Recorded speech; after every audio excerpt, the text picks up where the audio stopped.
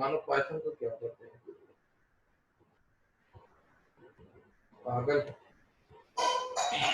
अच्छा जी, इसको दोबारा रिज्यूम करते हैं।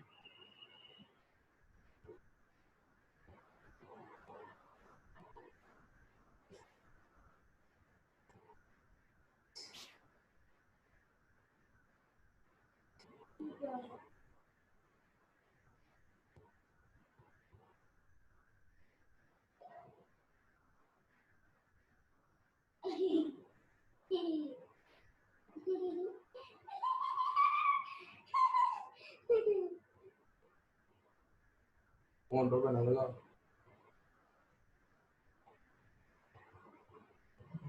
नासा हो गई। नासा ने कर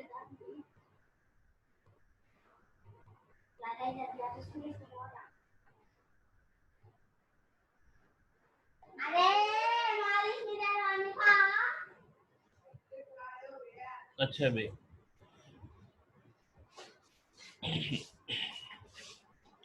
तो ये हमारे पास जो है रिव्यू पेपर के पार्ट्स हैं। सिस्टम पेपर के लिए जो है यहाँ पे एक पेपर है, how to write good system papers, how and how not to write good system paper, operating system review, system and experimental based paper originality. We cannot the problem be solved previously published techniques. Is the new idea stated concisely? How is the novelty proven? Are comparison with previous work clear and explicit? Experimental based paper में originality check होती है, किसी previous वाला तो नहीं कर दिया, previously publish technique. आमतौर पे जो है इस तरह का जो सोल्यूशन पेपर होता है वो टेक्निक भी नहीं होती है, यानी प्रीवियसली वो टेक्निक भी पब्लिश नहीं होती। बाद में ऐसे होता है ना कि टेक्निक किसी और एरिया के अंदर जो है वो इस्तेमाल हुई होती है, आप अपने के एरिया में ले आते हैं, तो इसमें जो है वो टेक्निक भी नया आइडिया के साथ। System paper reality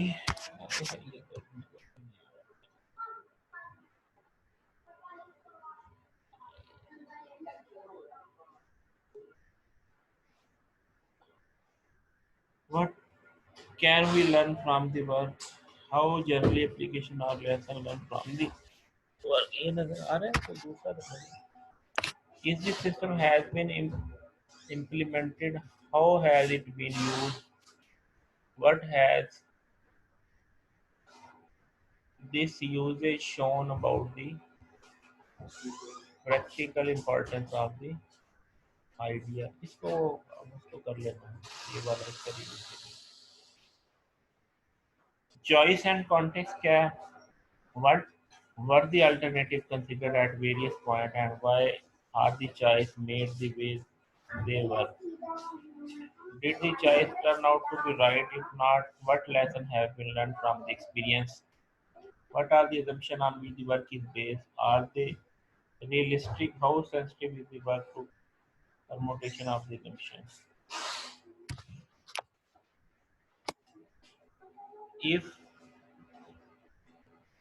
a format model is concerned, does it give new information and insights। Example है हमारे पास do code 3, do code 3 document copy detect. अब यहाँ पे देखें इसमें जो है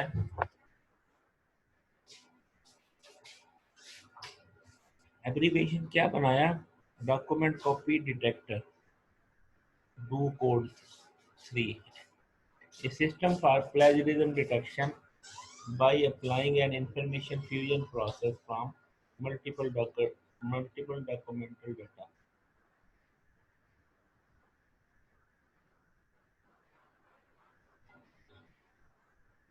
यानी इसकी फुल फ्लैज एप्लीकेशन बन गई ना, तो इसलिए इसको जो है सिस्टम पेपर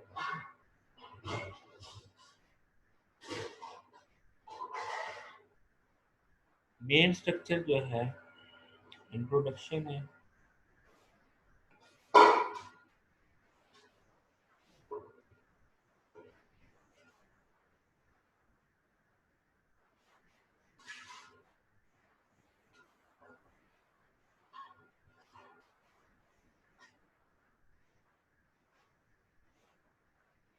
इसके अंदर कलर कॉम्बिनेशन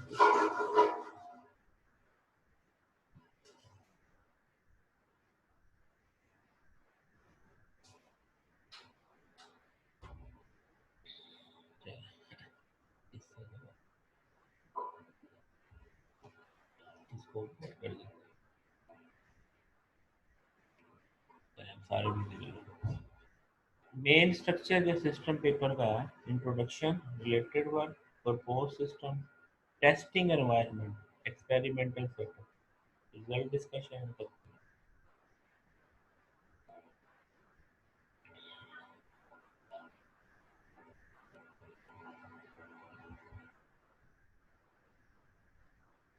इंट्रोडक्शन में मोटिवेशन है, डेफिनेशन है, summary of approaches taken by other systems to solve the problem. What is missing? What issue is still not adequately addressed? What approach to solve problem and not been explored?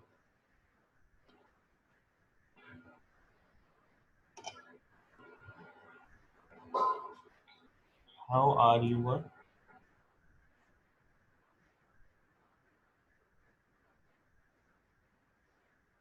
How are you?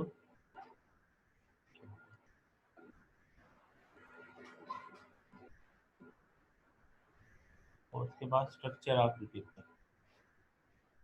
ये structure of the paper last में लिखते हैं ना कि पहले section में ये है, दूसरे में ये है, तीसरे में ये है, लिखते हैं ना कि हमने पहले के अंदर इंट्रोडक्शन है, दूसरे में हमारा लिटरेचर रिव्यू है, फिर प्रपोज मेथोडोलॉजी है, फिर ये है, फिर ये है। इसको कहते हैं स्ट्रक्चर ऑफ द पेपर भी आप लिखते हैं। अब इंट्रोडक्शन में क्या है, मोटिवेशन, फिर डेफिनेशन, फिर समरी ऑफ अप्रोचेस टेकन, उनमें क्या कमी थी और आपने इस प्रॉब्लम को सॉल्व करने के लिए क्या क्या किया, कैसे सॉल्व की, थोड़ा सा वर्डिंग में, और लास्ट में ये इंट्रोडक्शन है। पेपर के अंदर जब लिखते हैं तो ये स्टाइल होता है। ठीक है, इंट्रोडक्शन, डेफिनेशन प्रॉब्लम की, और समरी ऑफ अप्रोचेस, क्या मिसिंग था और आपने किस चीज़ को एक्सप्लोर किया और कैसे किया, और स्ट्रक्चर ऑफ। अब यहाँ पे इसको हम देखें, intro to motivation and definition. ये क्या है, motivation. Today's scenario shows a significant change in the way of assessing information, emphasizing the use of web as one of the main source of knowledge. Our access to the web has been cited in one of the main, यानी journal से start करना है, particularly in relation to plagiarism, copyright, someone else writing without the proper citation when applied to the, यानी वो base बना रहा है अपने उसकी प्रॉब्लम की। और उसके बाद यहाँ पे intro, what we have other done, what is still missing, what we do। यहाँ पे ये है कि रिव्यू ऑफ लिटरेचर ऑफ फ्लां फ्लां फ्लां क्या हो चुका है, तो यहाँ पे from our perspective when referring to educational prospect, plagiarism detection engine are supposed to be offer professor a set of tools to gain insight about the document। ठीक है, and that are reviewed rather than simply checking plagiarism case, thus taking the problem of plagiarism from all perspective existing in literature। Therefore, our work presents a system that performs automated textual plagiarism detection। ठीक है, ये यानी यहाँ पे ये था क्या वो चीज़ मिसिंग है, यानी जो चीज़ प्रोफेसर चाहते हैं वो नहीं है, और ये हमारा सिस्टम क्या करेगा, और फिर उसके बाद rest of the paper is organize as follow. ठीक है जी, तो ये इसका स्टाइल होता है। रिलेटेड वर्क में क्या कैसे क्या करते हैं जी, Definition and categorization of the problem, categorization of the solution, metrics and discussion to show which problem can be solved by which system, tick or performance evaluation. ये टिक और जो टिक टिक टेबल बनाते हैं वो भी बना सकते हैं। तो यहाँ पे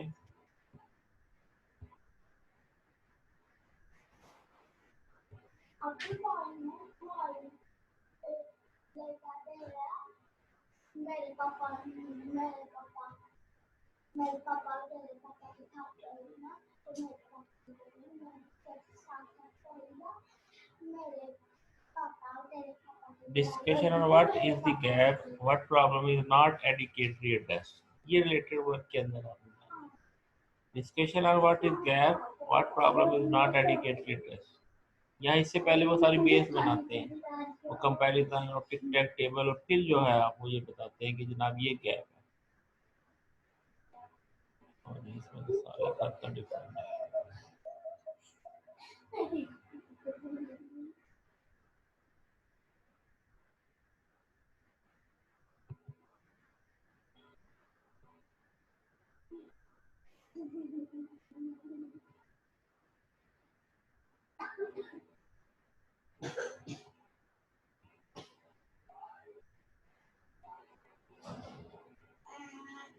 चलो जी करो, ये भी नहीं आना चाहिए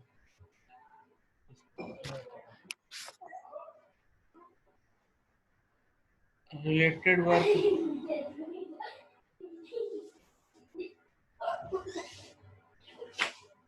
जिसके अंदर उसने जो कंपैरिजन किया है वो स्टडी वाइज दिखा रहा है, फलाने ये किया, फलाने ये किया।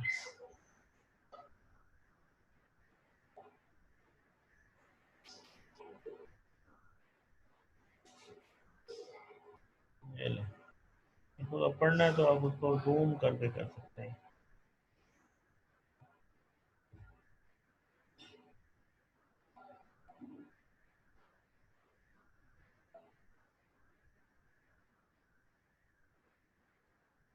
प्लेजरिज्म के मतलब वो चला रहा है, कितनी टाइप्स आ गई, और फिर क्या क्या अप्रोचेज यूज हुई, सिस्टम फॉर प्लेजरिज्म डिटेक्शन कौन कौन से सिस्टम है, ये टर्नटिन है, ईवी है, प्लेजरिज्म डिटेक्शन डॉट कॉम है।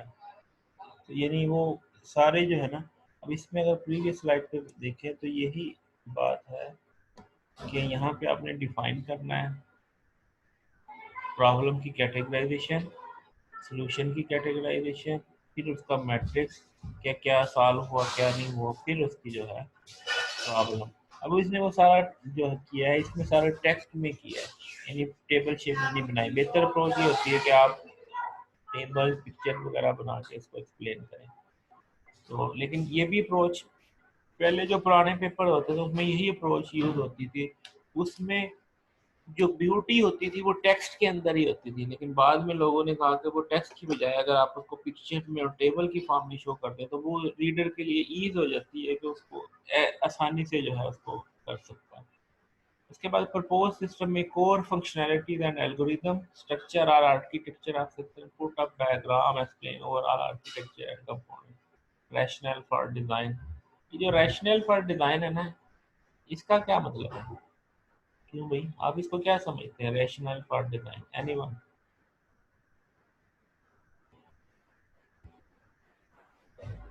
बोले जी।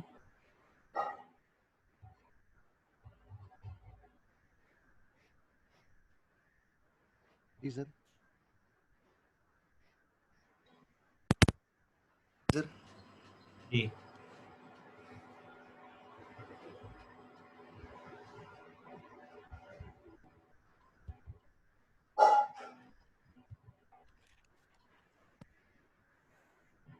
कोई भी नहीं बोल रहा, रैशनल फॉर डिजाइन का क्या मतलब है?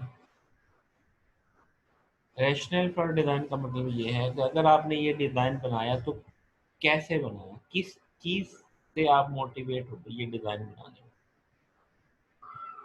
यानी इसके अंदर जो हमने कंटेंट्स बनाए हैं, जो चीजें हमने यूज की, क्यों यूज की, किस चीज से एक्सपायर होके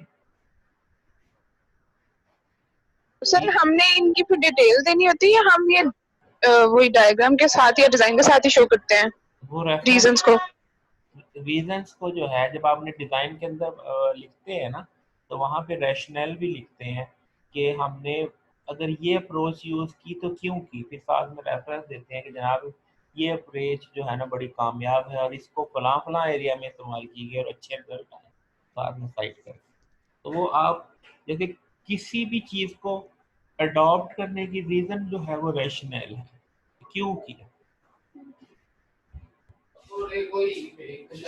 यानी आपको ये तो वो वाइवा के क्वेश्चन भी है ना कि आपसे पूछा जाता है, अच्छा जैसे कहते हैं हाँ जी सर मैंने जो स्टैटिस्टिकल एनालिसिस फलां किया, वो कहेंगे ये क्यों किया, ये क्यों नहीं किया, तो फिर आप कहेंगे जी फलां में ये चीज़ नहीं थी, इसमें ये चीज़ थी जिसकी वजह से हमने ये किया। फिर जी हमारी जो कम्पिटिटिव स्टडी थी उन्होंने भी चूंकि इसी टेस्ट को किया था, तो हमने अब उसके साथ कंपैरिजन करना था इसलिए हमने किया। तो इस तरीके से आप उसकी जस्टिफिकेशन देते हैं कि भाई हमने ये काम किया तो क्यों किया। ठीक है।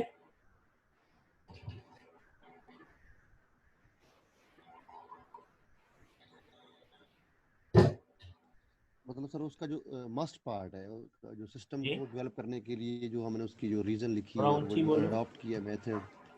थोड़ा ऊंची बोलो, मेरे पास क्या आवाज कम आ रही है। अच्छा यही कम। हाँ जी अब बोलिए तेज करो। गुलाम बात रैशनल सिस्टम मतलब यानी इसमें ये है ना कि आपने फर्ज किया कोई सोल्यूशन बनाया, सोल्यूशन की आपने डायग्राम बनाई, उसका आर्किटेक्चर बनाया, कंपोनेंट्स बना दिए, फिर जब आपने उसका जो डिज़ाइन बनाया, मतलब फर्ज किया आपने कोई पर्टिकुलर मशीन लर्निंग का एल्गोरिदम इस्तेमाल किया, तो वहाँ पे ये क्वेश्चन बनता था कि भाई आपने ये मशीन लर्निंग का एल्गोरिदम ही क्यों यूज किया, तो उसकी जो जस्टिफिकेशन है वो उसकी रैशनल हो जाएगी कि इसमें हमने इसी को क्यों सेलेक्ट किया। तो या फिर आप कहते हैं जी हमने मतलब सोल्यूशन है, आप कहते हैं जी इसका जो है मशीन लर्निंग बेस भी था, सुपरवाइज भी था, अनसुपरवाइज भी था, इसका प्रोबेबिलिस्टिक भी था, इसका स्टैटिस्टिकल सोल्यूशन भी था, हमने अगर ये सोल्यूशन अडॉप्ट किया तो क्यों किया, तो ये उसकी रैशनल हो जाएगी। जी सर मतलब उसकी रीजन प्लस उसकी जी जरूरियात कि उसको वो जी क्यों जी जरूरी था ये जी भी। जी वो क्यों जरूरी था, वो रैशनल में। जी जी।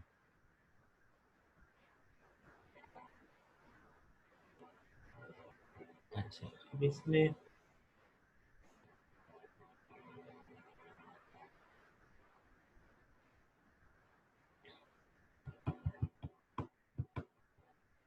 अब जैसे इसने ये कहा कि हमने इसको क्यों यूज किया, cross document copy detector fast do code, the first service provided by do code is based on our cross document copy detector algorithm called fast as introduce. वजह बता दी ना, हमने यही क्यों किया कि जी हम इस पे पहले भी काम कर रहे थे और इस पे जो है हमारी ये main page which are applied after initial pre processes from in each case in general in the following at we vector. ये समझ आ रही है ना, ये यहाँ पे ये चीज कि इसको ही हमने क्यों किया, तो उसकी रीजनिंग बता रहे हैं।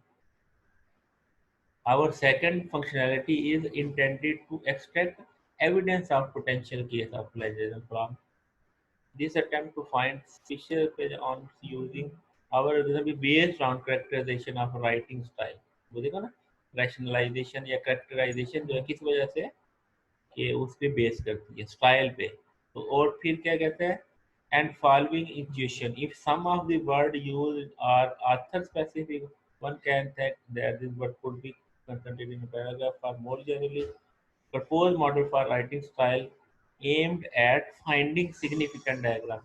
तो यानी उसका कुछ ना कुछ रीजनिंग जो है ना आपने बनानी होती है कि जनाब ये चीज जो है जो हमें चाहिए थी जिसकी वजह से हमने ये चीज सिलेक्ट, तो ये इसकी जो है वो रैशनल लेंगे।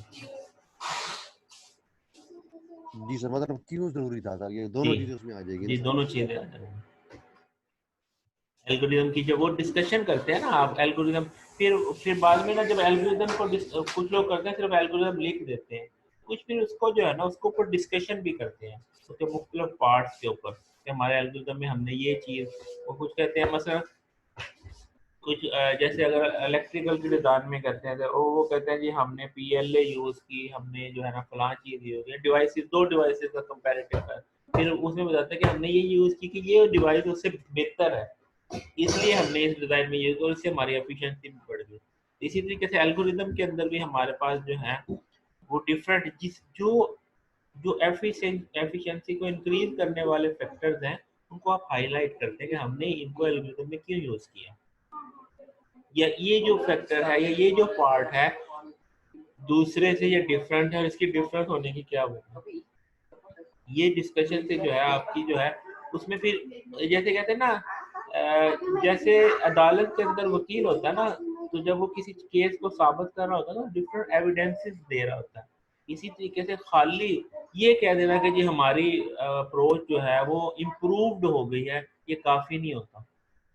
अब उसके ऊपर यानी ये एक क्वेश्चन मार्क है, पता नहीं आपने रिजल्ट सही भी लिए है कि नहीं, पता नहीं आपने चीट किया है कि नहीं किया, तो ठीक है आपने हो सकता है फाइन ट्यून किया हो, लेकिन अगर आप इस तरह के मुख्तलिफ एविडेंसेस देंगे जो हर बात में यही साबित कर रहे होते हैं हमारी अप्रोच अच्छी है, हमारी अप्रोच अच्छी है, तो फिर वो जो है जो जो रिव्यूअर है वो कन्विंस हो जाता है कि हाँ यार ये अच्छी होगी, जरूर होगी जब इसमें इतनी सारी अच्छी चीजें हैं। समझ आई बात की? तो वो भी आपको आपके काम को कन्विंस कर रही होती है एक्सेप्टेंस के लिए। खाली इतना ही कह देना कि जी मेरा 10% प्रूव हो गया, ये काफी नहीं होता। इसके बाद वो जो है आप आर्किटेक्चर कहते हैं, जो भी आपका आर्किटेक्चर बनाते हैं स्टेप्स डायग्राम वगैरह में, यूजर इंटरफेस कॉन्सेप्ट एक्सप्लेनेशन, क्योंकि ये सिस्टम है तो इसमें यूजर इंटरफेस भी आता है कि कैसा यूजर इंटरफेस होगा, किस तरह की चीजें प्रोवाइड करेंगे। देखिए साथ में आपने देखा होगा ना कुछ ऐसे प्रोजेक्ट रिलेटेड टाइप के पेपर होते हैं जो प्रोजेक्ट की तरह दिखा रहे होते हैं, स्क्रीन शॉट्स दिखा रहे होते हैं, इस तरह के अपने सिस्टम को दिखाना, उन्हें सिस्टम पेपर कहते हैं। जैसे इसके अंदर वो ये देखो ना, ये है ना यूजर इंटरफेस ही दिखा रहा है ना, इसके बाद ये इनके दरमियान रिलेशनशिप एंटिटी रिलेशनशिप डायग्राम, इस तरह की चीजें ये सिस्टम को रिप्रेजेंट कर रही है।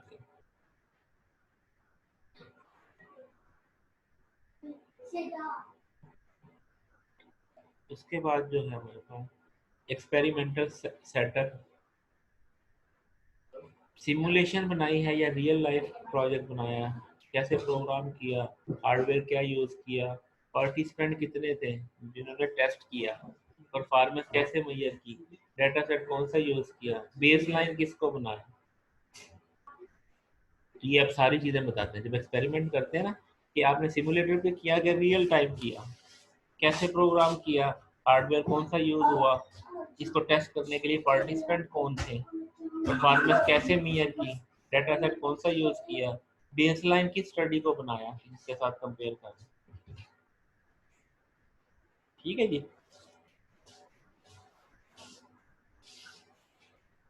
उसके बाद रिजल्ट्स हैं तो कंपैरिजन टेबल्स और चार्ट्स देते हैं for different performance measurement, bold best, find aggregate that can give overall picture such as averages.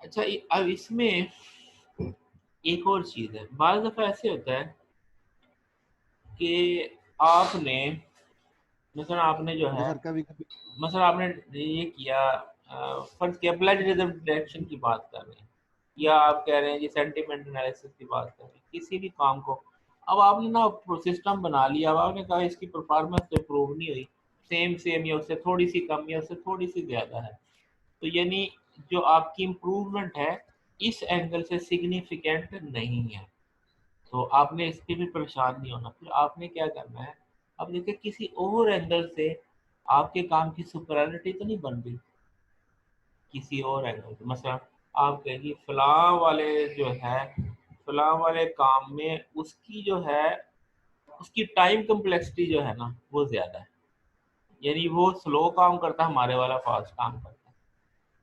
या फिर बाज़ दफ़ा ऐसे एंगल से कहते हैं जी क्योंकि ये मोबाइल के ऊपर डिप्लॉय होनी है तो उसके ऊपर रिसोर्सेज भी एक इश्यू है, हमारे वाला कम रिसोर्सेज यूज़ करता है, उसके वाले ज़्यादा रिसोर्स। तो बाज़ दफ़ा जो है आपके रिजल्ट तो उस तरह इम्प्रूव नहीं हो रहे होते, और किसी और एंगल से जो चीज अच्छी है ना दूसरे से, आप उस एंगल से प्रेजेंट करें। अगर परफॉर्मेंस नहीं अच्छी सर हो रही जी अच्छा सर, अब अगर हमने कोई टेबुलर शक्ल में कोई डाटा प्रेजेंट किया है, जी तो फॉर एग्जांपल उसमें एवरेज का कॉलम भी एंड पे आ रहा है, तो उस जी एवरेज को फिर भी डिस्कस करनी चाहिए, वर्डिंग में करना होता है सर। फॉर एग्जांपल वो एवरेज नजर आ रही है टेबुलर शक्ल में, बिल्कुल समरी उसकी आवाज नहीं, आवाज डिफरेंस नजर भी ये आ रहा होता है। अभी कभी भी जो है ना वो ऑर्फन टेबल्स नहीं डालते कि मतलब टेबल डाल दिया और उसकी डिस्कशन नहीं की, हमेशा उसकी डिस्कशन भी करनी होती है। मसला बाज़ दफ़ा ऐसे होता है कि जैसे कुछ डायग्राम्स ऐसी हैं जो कोई किसी बंदा उसको अंडरस्टैंड नहीं कर सकता, उसके लिए फिर जो है वो वर्डिंग में लिखना बेहतर है साथ में पैरेलल। कुछ कुछ लाइक करते हैं पढ़ने को, कुछ लाइक करते हैं पिक्चर्स को देखने, कुछ लाइक करते हैं और कुछ लोग वैसे कहते हैं कि मेरे तो ये एलर्जी है टेबल से, तो फिर वो तो पढ़ते हैं। फिर इसका मतलब ये है कि वो फैसिलिटेशन कर रहे होते हैं ना, असल में एक ही चीज़ को दो तीन तरीके से डिस्प्ले कर रहे होते हैं। कभी आप उसको पिक्टोरियल फॉर्म में दिखा रहे होते हैं, कभी उसको टेबल की फॉर्म में दिखा रहे होते हैं, कभी वर्डिंग में, तो वो सारी चीज़ें साथ ही अगर आपने डायग्राम बनाई उसकी साथ में उसको डिस्क्राइब भी कर रहे होते हैं, टेबल बनाया उसकी भी खास खास मोटी मोटी बातें डिस्क्राइब कर रहे हैं। और अच्छी अप्रोच यही होती है कि जब टेबल बनाते हैं पहले टेबल का स्ट्रक्चर बनाते हैं कि जनाब इसमें ये चीज़ें हैं, पिक्चर बनाते हैं तो इसमें बताते हैं कि जनाब इसमें ये एक्स एक्सिस का मतलब ये है, वाई एक्सिस का मतलब ये है, इसमें ये चीज़ें हैं और ये रिजल्ट इसमें है, वो सारा बताते हैं हम। ठीक है जी। जी सर, ठीक हो गया sir. Pattern and trend observe, discussion के अंदर जो है ना उससे अगर कोई पैटर्न या ट्रेंड बन रहा है ना तो वो आपने वो हाईलाइट करना। अब देखो ना, आप पिक्चर बना दी, अब आप उसके ऊपर छोड़ दिया, अब आप खुद ही इसको अंडरस्टैंड करें तो ये तो ज्यादती है ना। अब वो तो इतना रीडर तो इतना एक्सपर्ट नहीं, अगर इतना एक्सपर्ट होता तो तुम्हारी तुम्हारी चीज थोड़ी रीड कर रहा होता। तो आपने वो जो चीजें ऑब्जर्व की हैं उस पिक्चर्स के अंदर जो शो करनी है, खास बातें जो आपको नजर आ रही है, वो ट्रेंड्स जो बन रहा है, जैसे होता है ना, अब आपने एक्सेल के ऊपर जो वो डायग्राम बनाई है तो वहाँ पे ट्रेंड बन रहा होता है, तो आप उन्हें बताना कि जनाब इस पॉइंट के ऊपर जाके जो है वो हाइट अचीव हो रही है, इस के ऊपर जो है मैक्सिमम परफॉर्मेंस अचीव हो रही है, और इस पे जो है ना ट्रेंड ये शो कर रहा है कि जैसे जैसे नंबर ऑफ रिकॉर्ड बढ़ेंगे वैसे वैसे परफॉर्मेंस इंक्रीज होगी। ये तो आपने हाईलाइट करनी है ना। अब वो रीडर ने थोड़ी है पिक्चर को देख के करना है, खुद ही वो इन्फर करना है कि ये ऐसे हो रहा है। आप वो क्योंकि आप रीडर भी तो मुख्तलिफ कैटेगरी के हैं, वो एक्सपर्ट भी हो सकते हैं और जो है वो स्टार्टिंग वाले जो वो भी हो सकते हैं, फ्रेश यूजर भी हो सकते हैं, फ्रेश रिसर्चर भी हो सकते हैं। ठीक है। What is best and what is worst for what type of data environment exception, ये सारी चीजें आपको डिस्कस करनी है कि आपकी सिस्टम जो है इस सिनेरियो में तो बड़ा अच्छा रिजल्ट दे रहा है, हाउ एवर करके जो है ना जहाँ जहाँ थोड़ी थोड़ी लिमिटेशन है वो भी बताते हैं। और फिर साथ में उसकी वाई भी बतानी है कि ये इसमें ये यहाँ पे ये अच्छा क्यों नहीं हुआ, उसकी अगर आपके जहन में रीजन जस्टिफाइबल है तो वो भी आपने मेंशन करनी कि इसमें इसका ये रिजल्ट इस एंगल से अगर कम आया तो क्यों कम आया, ये बता देंगे तो उसका मतलब ये होगा कि भाई इसको सारी चीजें पता है, फिर वो इतनी ज्यादा बुरी नहीं महसूस होगी।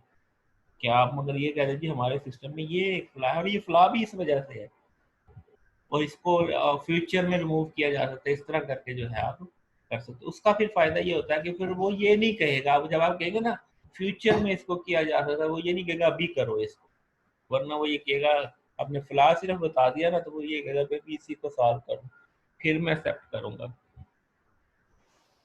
बाद दफा ऐसे होता है ना, तो लेकिन अगर आपने पहले ने फिर आप बता दीजिए ऑलरेडी हमने ये मेंशन किया तो ये काम हम फ्यूचर में करेंगे, तो फिर वो चुप हो जाता है।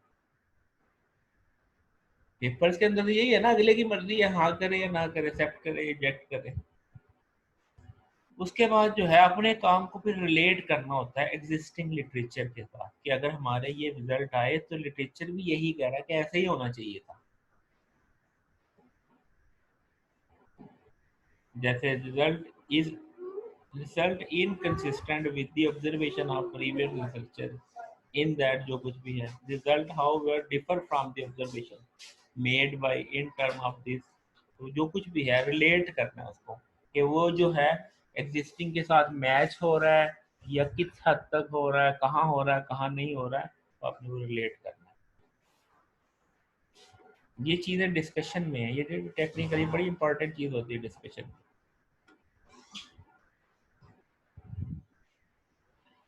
Highlight the most important thing that you want reader to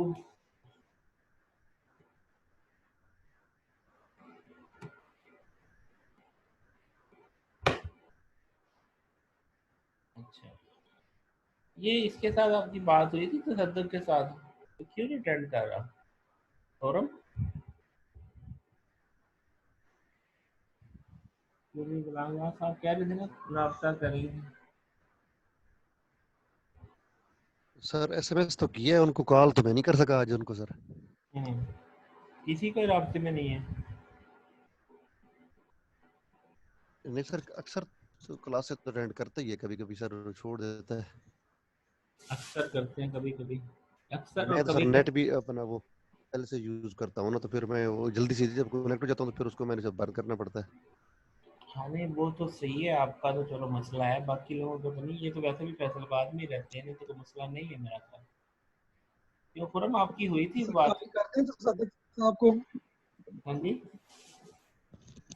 दोबारा कॉल कर दें तो सदक साहब को। हाँ जी, उन्हें बताया ना, जब कितने दिनों से तो वो नहीं आ रहे, मेरी कितनी क्लासेस तो उन्होंने अटेंड ही नहीं की हैं, तो ऐसे मुरव्वत में उनकी सर अटेंडेंस लगा करते देता हैं। हूँ। ये सेशन खत्म हो रहा है, इसको मैं वो करता हूँ दोबारा, फिर इसको करते हैं।